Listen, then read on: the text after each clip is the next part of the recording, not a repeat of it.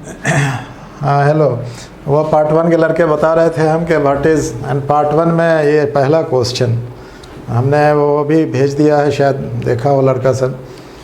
Part 1 में start होता है ना, वो 2 पेपर है, उसमें पहला पेपर है ये जो हम पढ़ा रहे हैं, स्पेशल थ्योरी ऑफ रिलेटिविटी। और पहला पेपर में भी पहला ग्रुप है, 3 ग्रुप में आता है question, group A, group B और ग्रुप सी है फर्स्ट पेपर में। तो उसमें ग्रुप ए ही में है ये स्पेशल थ्योरी ऑफ रिलेटिविटी से 2 क्वेश्चन पूछा जाता है, हमने पहले भी कहा है, एक क्वेश्चन का जवाब करना कंपलसरी होता है। तो आई वाज सेइंग कि साहब वो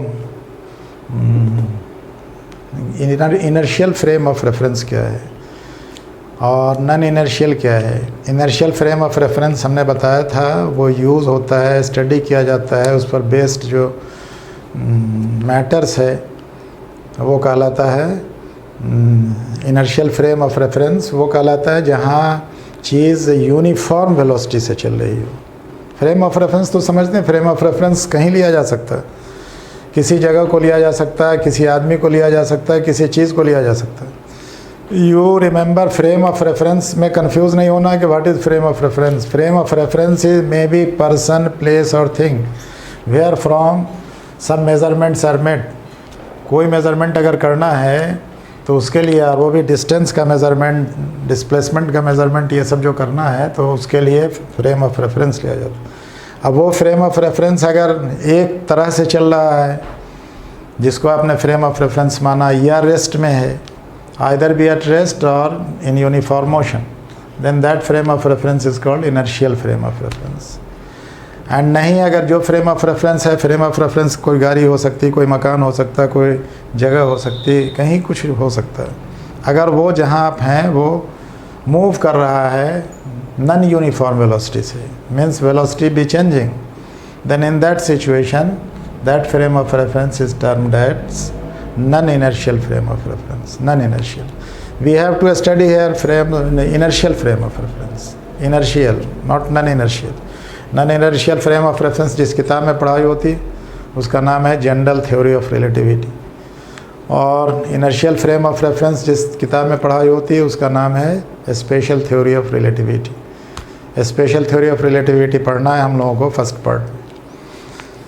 तो अभी इनर्शियल फ्रेम ऑफ रेफरेंस का 2 पोस्टुलेट्स है जो अभी हम लिखा देंगे और जो हम बता रहे हैं। पहला पोस्टुलेट्स ये है कि इनर्शियल फ्रेम ऑफ रेफरेंस में फ़िज़िक्स का जितना फार्मूला है, फ़िज़िक्स का जितना कानून है, जो भी लॉ है, वो उसी शक्ल में होता है, फॉर्म वही होता है, वैल्यू में चेंज, उसका जो इंडिकेशंस होता है वो में चेंज, बात में चेंज, लेकिन वो होगा उसी फॉर्म, उसका वही होगा। फॉर्म माने शक्ल होता है, रूप होता है। इक्वेशन का फॉर्म वही होगा जैसा हम लोग अभी देखेंगे, थोड़ा सा हल्का उसमें गुना भाग होगा, लेकिन फॉर्म सेम रहेगा। तो इनर्शियल फ्रेम ऑफ रेफरेंस, कोई पूछे कि how will you define inertial frame of reference, then जवाब will be inertial frame of reference बराबर frame of reference which is unaccelerated. बात number 1।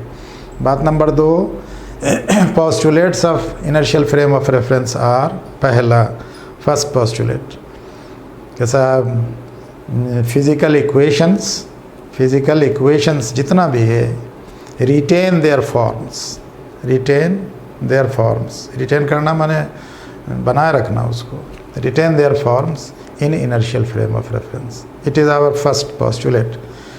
And second postulate is कि speed of light in vacuum, which is always indicated by c, and here c is very very important term, everywhere in calculations you will find छोटा c। तो c माने speed of light in vacuum is universal constant. Vacuum में light का speed जो है वो 3 × 10⁸ metre पर second है। उसका मान किसी हालत में, किसी फ्रेम ऑफ रेफरेंस में नहीं बदलेगा, नहीं, इनर्शियल फ्रेम ऑफ रेफरेंस में नहीं बदलेगा, वैसे वो कहीं नहीं बदलता। जनरल थ्योरी ऑफ रिलेटिविटी में जाके कुछ झंझट होता है, लेकिन अब तक नहीं। तो speed of light in vacuum is universal constant, people say it universal constant. Then these 2 are postulates of a special theory of relativity, हम लिख देते हैं postulates of special theory of relativity. Postulates माने मानता है, of special theory of relativity, theory of relativity. ये दो है रिलेटिविटी। ये फर्स्ट में है कि साहब all physical equations, not chemical equations. Chemical equation H3 plus O2 2H2O नहीं कर।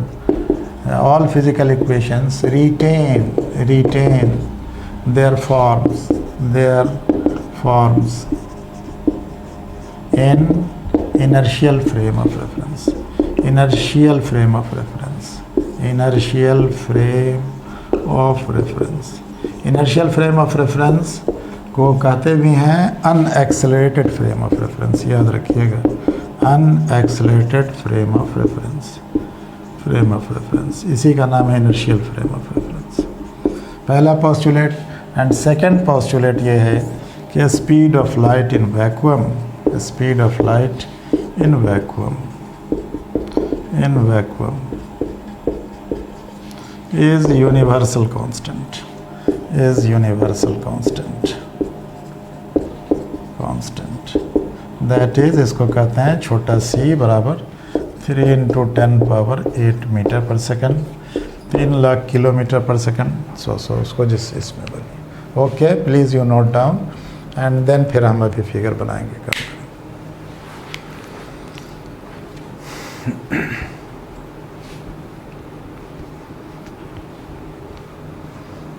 ठीक है।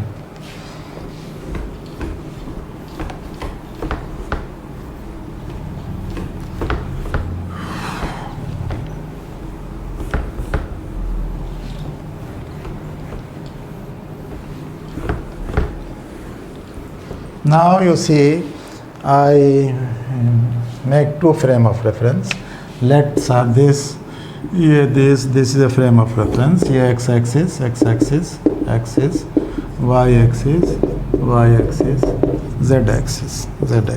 z-axis. एंड इनिशियली कोई चीज़ थी जो इस फ्रेम ऑफ रेफरेंस से कोइंसाइड कर रही थी ऊपर और जो कोई चीज़ है, माने जहाँ हमने फ्रेम ऑफ रेफरेंस लिया, एक्सिस लिया, वहाँ हम अगर खड़े हैं तो ओ नॉट कह सकते हैं इसको। ओ नॉट सब यहीं है, ओरिजिन यहीं रहेगा। और ये अगर किसी एक डायरेक्शन में मूव करना शुरू करे, यानी हमने कहा था कि साहब हम खड़े हैं पहाड़ पर और हम देख रहे हैं कि साहब कोई चिड़िया इस गाछ से उड़ के वहाँ गई, एक बात है।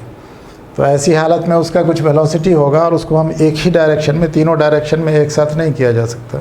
एक ही डायरेक्शन में मानते हैं कि साहब यहाँ कोई चीज़ थी, फिर यहाँ चली आई। तो ऐसी हालत में एक दूसरा फ्रेम ऑफ रेफरेंस ये हो जाएगा और एक ही डायरेक्शन में चल रहा है, इसीलिए हम इसको एस कह देते हैं और इसको एस डैश कह देते हैं। एक ही डायरेक्शन में एस डैश कह देते हैं। और यहाँ से यहाँ तक आने में टी टाइम लगा होगा, तो ये वी टी दूरी होगी, वी टी होगा। वी वेलोसिटी है, हम क्या है वो लिख देंगे, और ये टी टाइम है जिस टाइम में ये एस डैश पर पहुँच गया।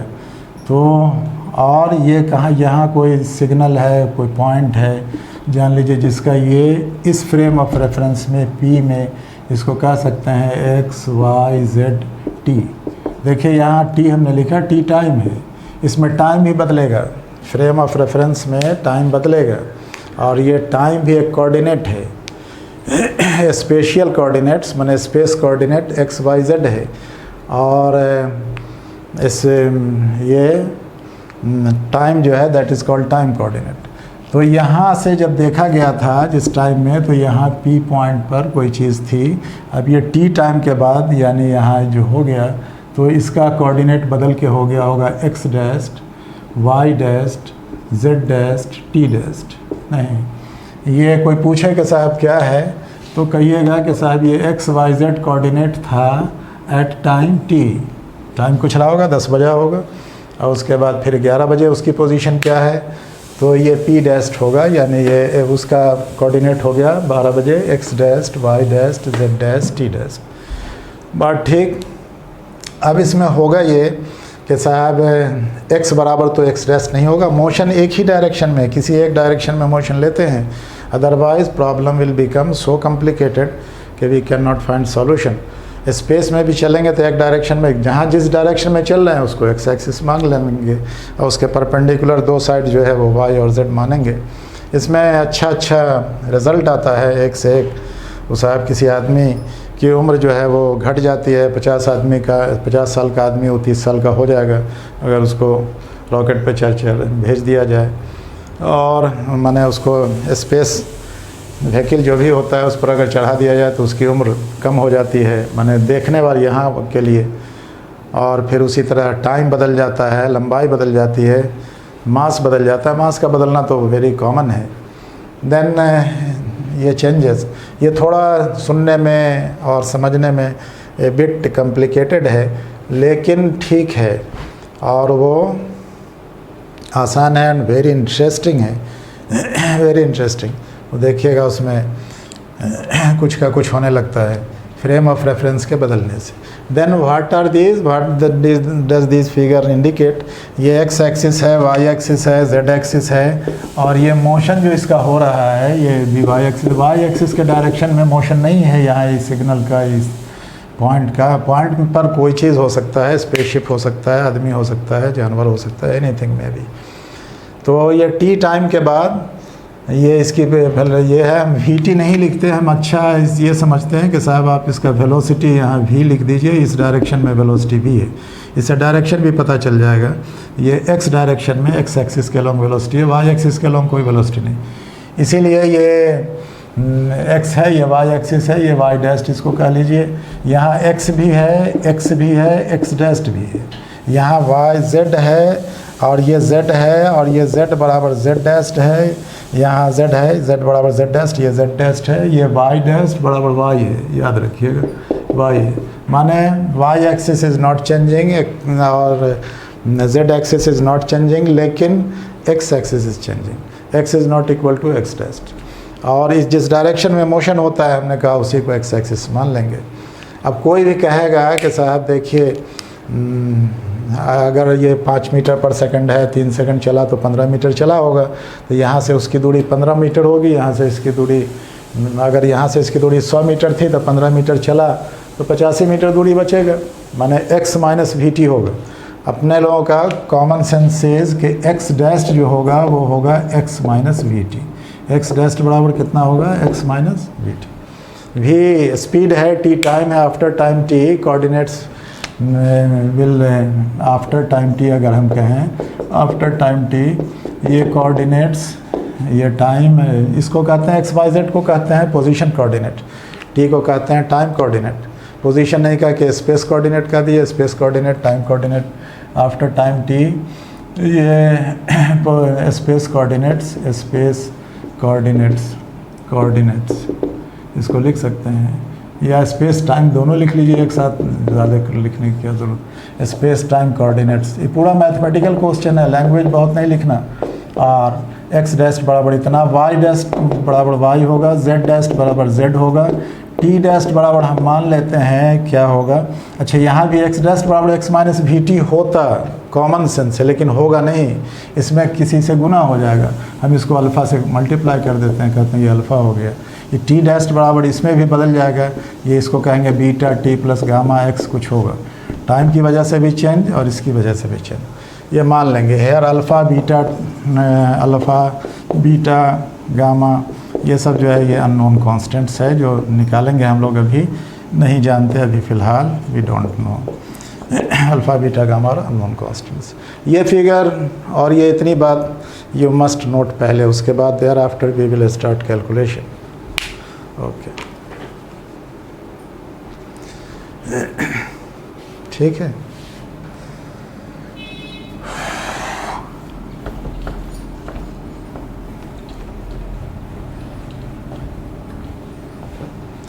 देखिए X dashed Y dashed Z dashed अगर है तो कॉमन सेंस ये कहता है कि यहाँ से यहाँ की जो पोजीशन है, एक्स है, वाई है, जेड है, ये है, और लाइट का स्पीड अगर सी है, speed of light is C, तो ऐसी हालत में वहाँ लाइट भी, तो लाइट में भी तो चेंज होगा, तो लाइट में चेंज होगा टाइम में, तो पहली है हालत में यहाँ से यहाँ की दूरी सी टी कहलाएगी, और दूसरी हालत में ये सी टी डैस्ट हो जाएगा। नहीं, अब वो कैसे टाइम चेंज करेगा वो हम बताते हैं। लेट, हम लिखते हैं let the transformation equations, transform करना है एस से एस टेस्ट में। Let the transformation equations, transformation equations are और ये एक्स डैश जो हम लिख रहे हैं ये हम लिख देते हैं ये alpha X minus V T. नहीं जानते कितना है, what is alpha. Y dashed बराबर तो वाई लिखेंगे, जेड डैस्ट बराबर जेड लिखेंगे, जेड डैस्ट बराबर जेड लिखेंगे, एंड टी डैस्ट बराबर लिख दिया beta T plus gamma X कुछ लिख दिया आपने, ठीक है। तो ये लिखा। अब इसमें देखिए कि साहब वो ये क्या होगा, x dashed Y dash Z dash T dashed है। अब यहाँ से ओरिजिन से अगर ये पोजीशन जब एक्स वाई जेड टी था तो इनिशियली दूरी क्या होगी, इनिशियली ये x square plus Y square plus Z square ये बराबर होगा सी स्क्वायर टी स्क्वायर। नहीं, लेकिन after time t dashed initially that is at time T ये इतना होगा, and at time t dashed देखिए टी डैस्ट लिखा हमने, ये होगा x dashed square plus y dashed square because के form of equation will remain same, z dashed square ये बराबर होगा c square T dashed square. Okay, now you see. अब हमने जो माना है इसके हिसाब से अब हम करेंगे। यहाँ लिखेंगे, देखिए ये इक्वेशन 1 है, इसका नाम इक्वेशन 1 रख लीजिए। अब इसको देखिए दैट इज़ यहाँ एक्स डैस्ट बराबर हमने मान लिया है अल्फ़ा नहीं जानते, अल्फ़ा बीटा गामा आर क्या लिखा हमने, अननोन कांस्टेंट लिखा है कि नहीं लिखा है, नहीं लिखा है, alpha beta gamma are unknown constant which आप लिख लीजिएगा which are to be determined, इस सब का वैल्यू निकलेगा, बड़ा अच्छा वैल्यू निकलेगा देखिएगा। अभी these alpha beta gamma these are unknown constants, these are not being mentioned. तो यहाँ इतना लिखा हमने, और x पहले क्या था, X square plus Y square plus Z square बराबर कितना था, सी स्क्वायर टी स्क्वायर, है ना। तो ऐसी हालत में x डैस्ट की जगह क्या लिखेंगे, अब बताइए, x dashed square equation 1, equation 2 x dashed माने दैट इज़ ये x डैस्ट बराबर कितना माने हुए हैं, alpha X minus V T, तो लिखेंगे alpha square x minus V T का स्क्वायर। देखिए ये हुआ एक्स डैस्ट स्क्वायर। पहले इसको ऊपर लिखना चाहिए, इसको नीचे, लेकिन हमने पहले इसको लिख दिया, कोई नहीं, इसको लिखने में you can interchange the position, otherwise equation will remain same. ये हम एक्स डैस्ट स्क्वायर लिख रहे हैं, इसका नाम अच्छा चलिए इसका नाम इक्वेशन 1 रखा ही है शायद, इसका 1 ही है, यहाँ पे भी लिखा है, पहले लिखा ही था, ठीक है ये। और इसका नाम इक्वेशन 2 लिख देंगे अभी। चलिए एक्स डैस्ट स्क्वायर बराबर इतना लिख दिया प्लस वाई डैस्ट स्क्वायर होगा, वाई स्क्वायर होगा, वाई डैस्ट बड़ा वाई है, प्लस जेड डैस्ट स्क्वायर होगा बराबर सी स्क्वायर टी डैस्ट की जगह आपने लिखा है beta T plus gamma x इसका स्क्वायर होगा, beta T plus gamma x का whole square. Okay, now I will delete, ऊपर लिखें, नोट कर लीजिए सब एकदम ठीक है।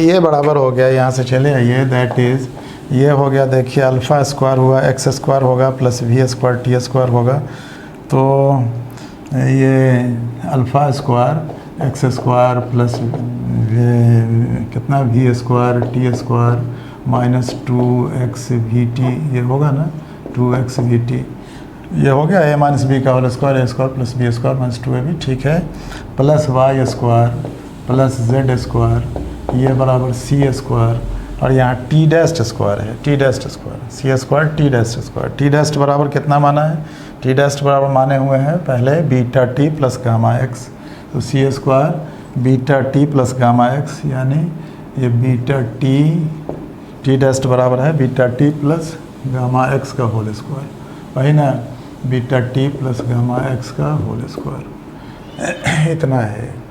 ये हो गया c square beta square T square, ठीक। हाँ, तो ये सी स्क्वायर हो गया, ये beta square T square plus gamma square x square plus 2 beta gamma x T, ठीक है। ओके, अब इस इक्वेशन से, ये इक्वेशन 1 है और इसमें इक्वेशन 2 इसको लिख लीजिए, दिस इज इक्वेशन 2।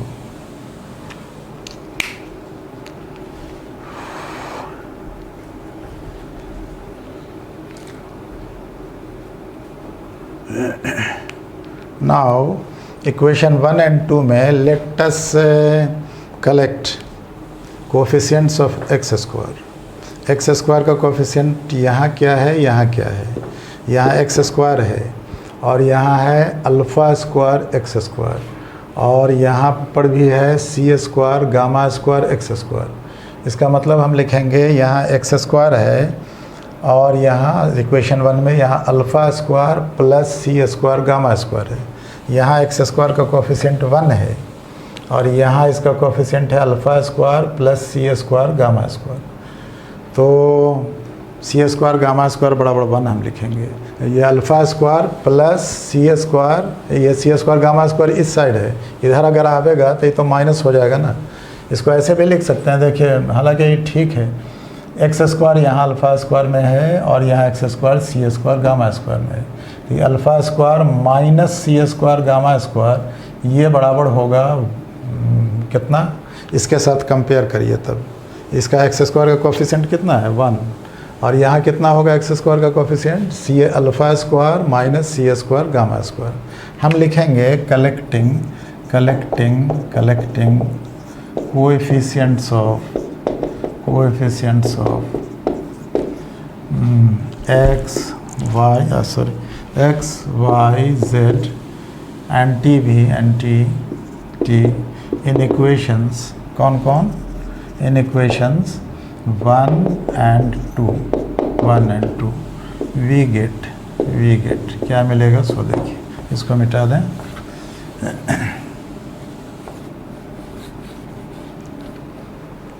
देखिए, हम आपको याद दिलाने के लिए इक्वेशन 2 जो था इसको हम यहाँ लिख देते हैं, X square plus Y square plus Z square बराबर था सी स्क्वायर टी स्क्वायर। यह था इक्वेशन 1। आप अब देखिए इक्वेशन 1 और 2 में देख लीजिए, इक्वेशन 1 2 में कलेक्ट करिएगा तो क्या होगा, वहाँ यहाँ एक्स स्क्वायर का कोफिशिएंट 1 है और यहाँ एक्स स्क्वायर का coefficient alpha square minus c square gamma square, ये बराबर कितना है, ये बराबर 1 है। Alpha square minus c square gamma square ये बराबर 1 होगा एक्स स्क्वायर का कोफिशिएंट।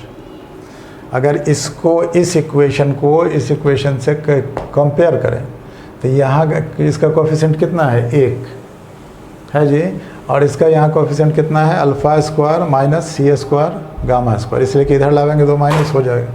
अच्छा, उसके बाद दूसरा देखिए, वाई स्क्वायर का कोफिशिएंट कितना है, हाँ एक्स वाई स्क्वायर तो अपनी जगह अपना ही है, वाई स्क्वायर का कोई यहाँ भी वाई स्क्वायर है, वहाँ भी वाई स्क्वायर है।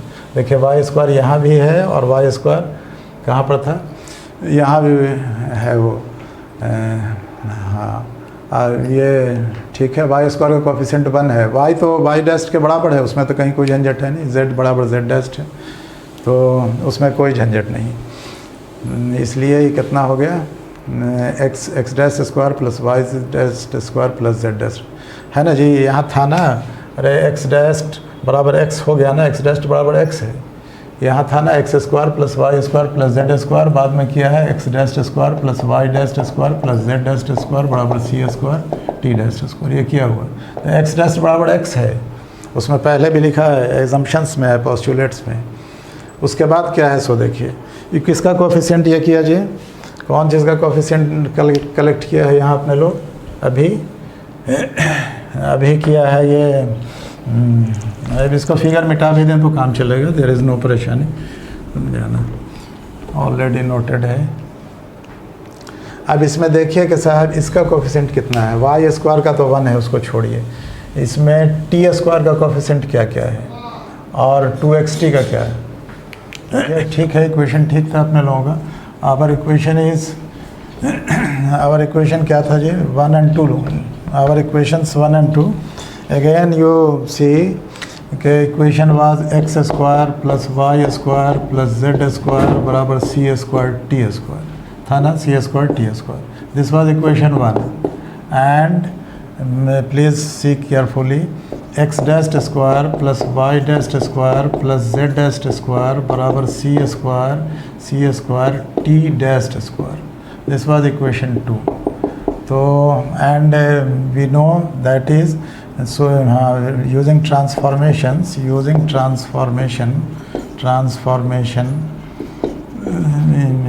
ये x डैस्ट की जगह we have write alpha x minus V T, then इसका स्क्वायर प्लस y डैस्ट की जगह y square plus z dashed बराबर z स्क्वायर बराबर c स्क्वायर, t डैस्ट बराबर है beta t plus gamma x का स्क्वायर. ओके, देन अब इसको कीजिए, दैट इज़ ये alpha square it is X square plus we square T square minus 2x we T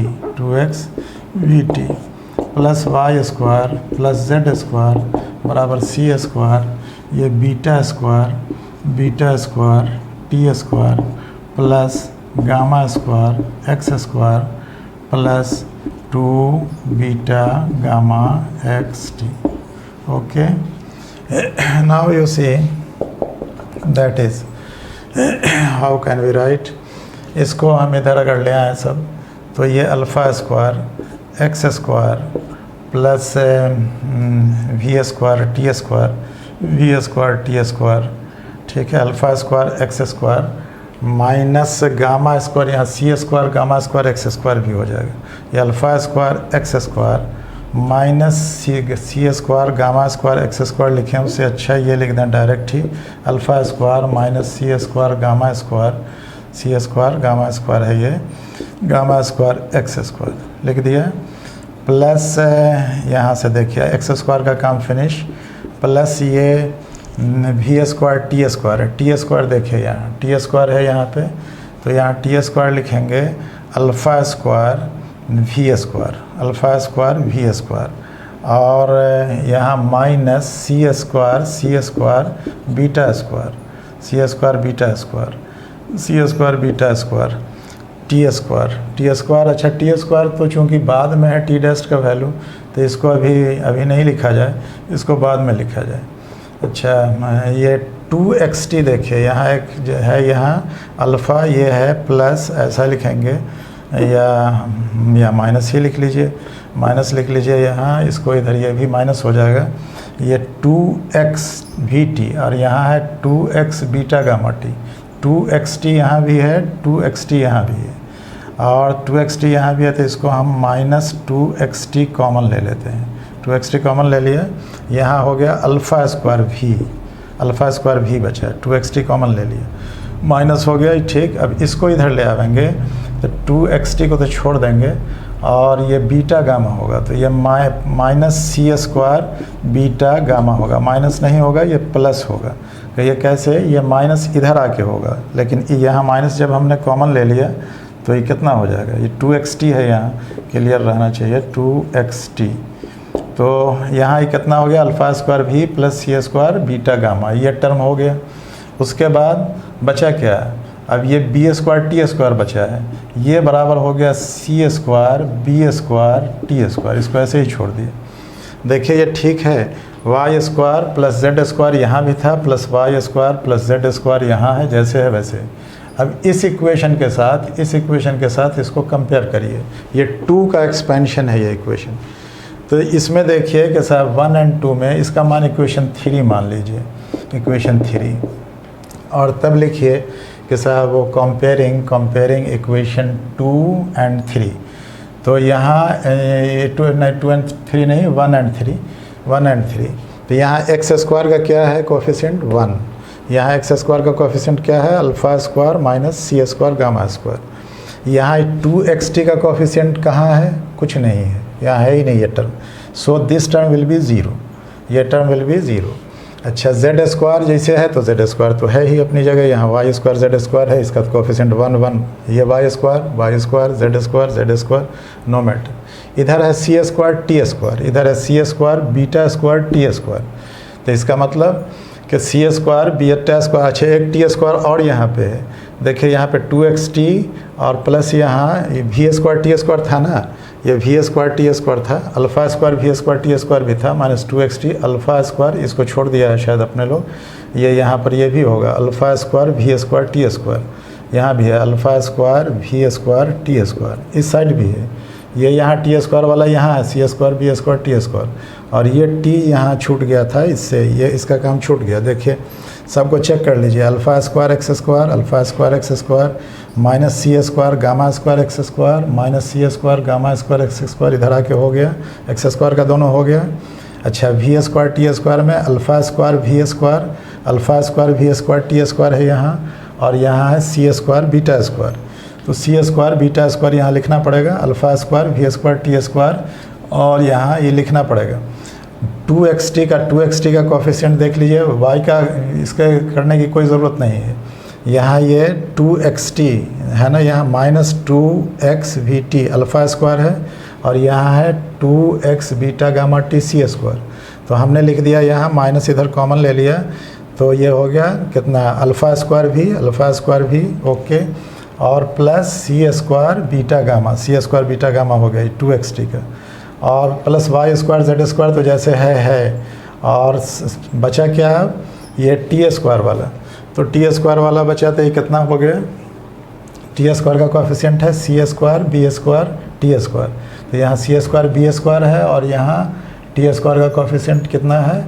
T dash का ये हो गया, और सी स्क्वायर बीटा स्क्वायर ये हम बता रहे हैं कि साहब इसमें इतना ही नहीं होगा, ये सी स्क्वायर बीटा स्क्वायर इधर है, इसमें आएगा minus alpha square we square, देखिए अल्फ़ा स्क्वायर वी स्क्वायर ये आएगा, और तब ये टी स्क्वायर होगा। देखिए ये इक्वेशन 3 है, ओके नाउ इक्वेशन 3।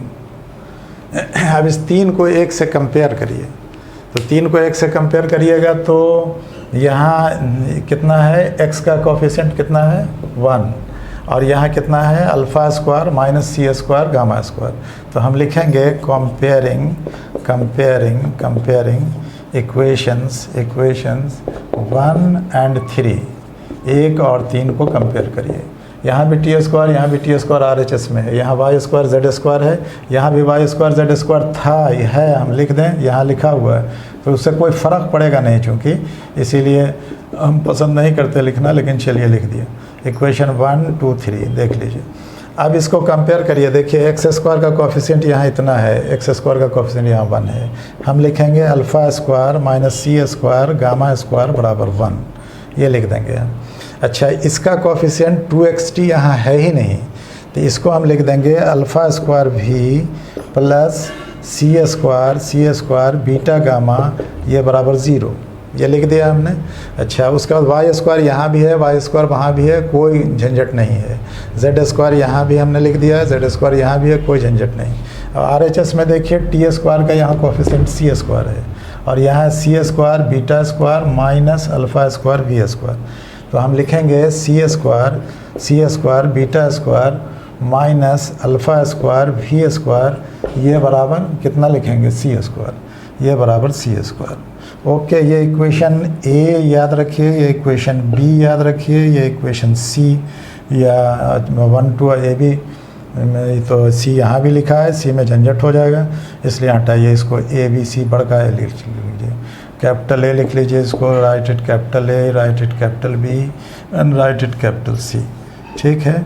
ये लिख लीजिए, ये 3 इक्वेशन है, इस 3 इक्वेशन को हम लोग सॉल्व करेंगे और सॉल्व करके देन रिज़ल्ट पे पहुँचेंगे। आई थिंक कि आज इतना ही रखिए, नहीं अदरवाइज़ देयर विल बी हौज पौज, इसको इतना याद रखना है, ये इक्वेशन सही है। Alpha square minus c square gamma square बराबर 1, इसको चेक कर लीजिए। इस इक्वेशन के साथ इस इक्वेशन को हमने कंपेयर किया है, हमने लिखा है कंपेयरिंग इक्वेशंस 1 and 3, तो 1 में ये है, 3 में ये इक्वेशन जो यहाँ से आया है यही सब है। ये वाई स्क्वायर जेड स्क्वायर यहाँ भी है, यहाँ भी है, यहाँ भी है, ठीक है, L H S R H S. Okay I think इसमें अब कोई गड़बड़ी नहीं, ठीक है, आज इतना ही रखिए, एक दिन में कल इसका सॉल्यूशन तीनों का हो जाए।